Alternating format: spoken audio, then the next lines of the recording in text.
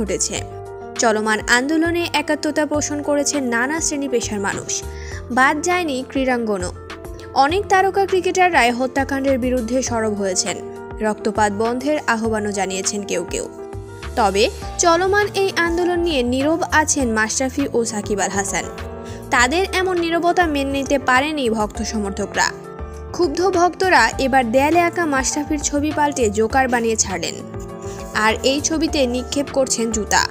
অপরদিকে কানাডায় বাংলাদেশি দর্শকরা রীতিমতো সাকিব আল হাসানকে অপমান করে যাচ্ছে, যে দুইটা ভিডিও সামাজিক যোগাযোগ মাধ্যমে ব্যাপকভাবে ভাইরাল হয়েছে।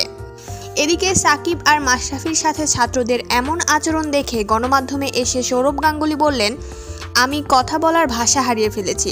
ছাত্রদের পক্ষে তাদের থাকা উচিত ছিল। ছাত্ররা যেভাবে রক্তাক্ত হয়েছে এটা কোনোভাবেই মানতে পারছি না আমি। সত্যি অনেক দুঃখিত। আর মাশরাফি আর সাকিবের এমনটাই প্রাপ্য ছিল।